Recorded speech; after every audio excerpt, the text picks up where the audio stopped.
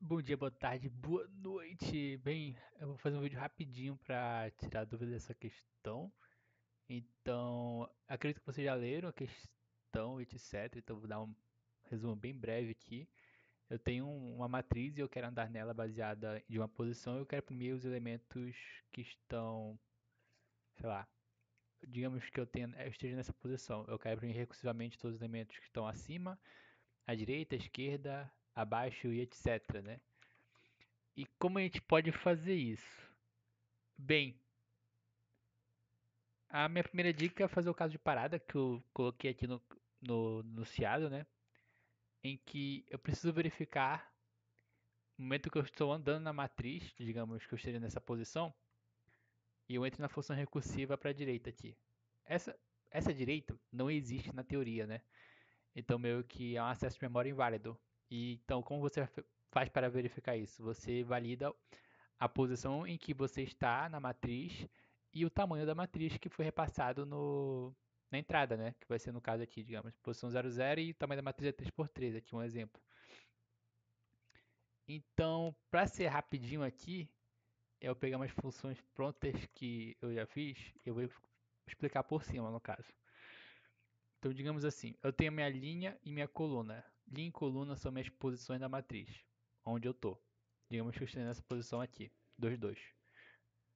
E eu tenho o tamanho da minha matriz, que é 3, 3, essa aqui, digamos, matriz 3 por 3 aqui no caso. Então, eu vou validar se a posição linha ela é maior ou igual a zero, né? Porque se observar aqui, ela pode ser zero aqui no caso, se fosse pelo eixo X, e pelo eixo Y também poderia ser zero, mais ou menos para cá. Então, eu valido se essa posição também está aqui. E se ela é menor do que linha tamanho. Então, digamos aqui que seja linha igual a 2 no caso, né? Ele é tamanho igual a 3. Então vai ser um caso válido, pois digamos que eu esteja bem aqui, ou seja, digamos aqui. E eu verifique se ela é menor do que 3, vai dar verdadeiro.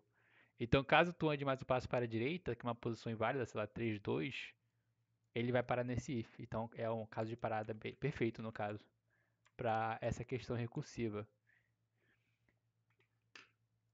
Caso tenha entendido isso, que acho que se você entende o caso de parada, você vai entender como que funciona a função recursiva.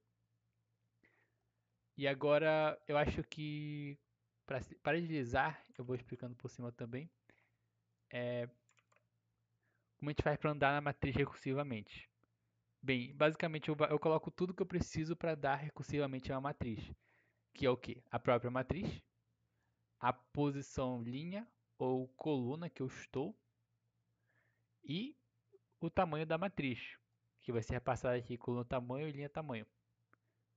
Para quê? Para eu validar e colocar dentro desse if aqui que vai ser meu caso de parada. E só lembrando que como o tamanho máximo que eu defini nessa questão é 12, então eu só preciso passar um n como parâmetro aqui na região da coluna, no caso, no parâmetro dessa matriz. Tirando isso, a primeira coisa que eu preciso fazer, deixa eu ver, estar com a chave aqui, deixa eu colocar a chavezinha aqui, é colocar meu caso de parada, né? No caso, eu vou validar, primeiramente, se está dentro do limite. Se estiver dentro do limite, essa função retorna verdadeiro. Se retorna verdadeiro, eu vou colocar a exclamação aqui para que ela me retorne falso, no caso, né, para não entrar no if. E se ela retornar falso, vai virar verdadeiro por causa dessa exclamação, a lógica lá no caso, e dou um return para fechar a recursão, digamos assim, ser o caso de parada. Se não tiver nesse caso de parada, o que eu faço? Ah, eu vou imprimir a posição que eu estou na matriz.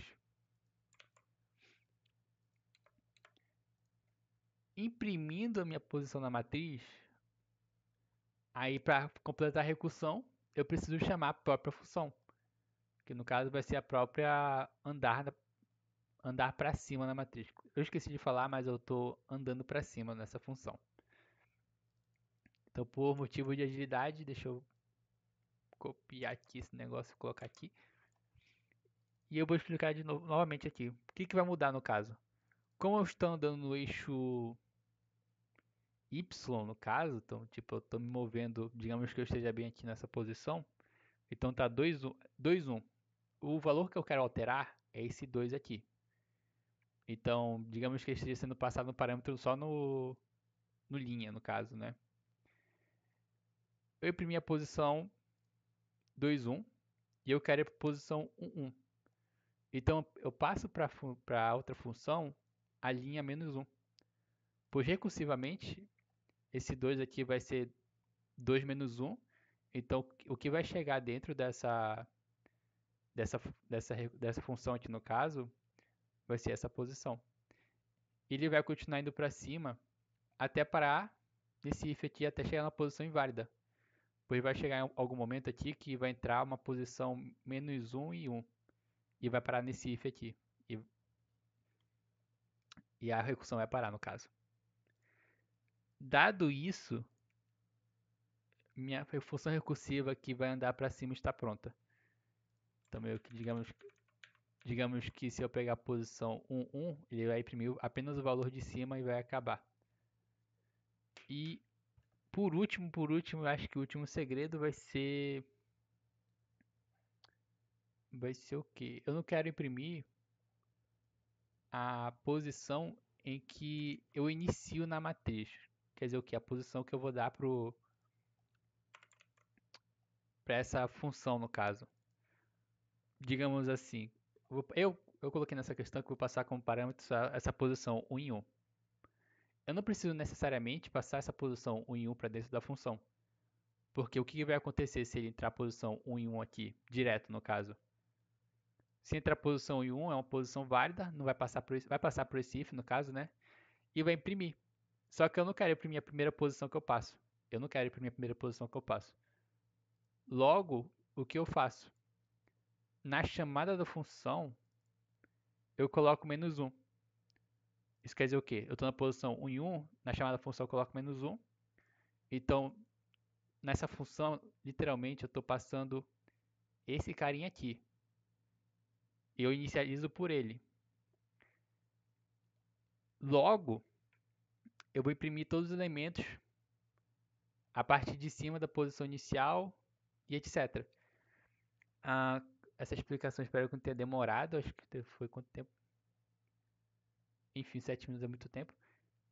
E qualquer dúvida, contate comigo, porque como eu fiz essa questão, ela é uma questão pronta. E etc. Eu vou buscar os erros aí que os alunos fizeram. E antes de ir embora, acho que bora testar aqui, né? Se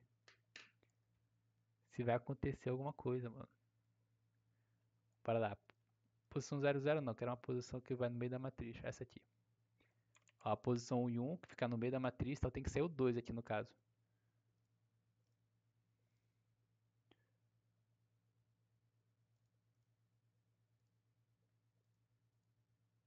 Ih, rapaz. Cor de Bento. Vai cor de Bento. Saiu apenas o 2. Então tá corretíssimo. Então é isso, galera. Até boa noite aí. Tchau, tchau.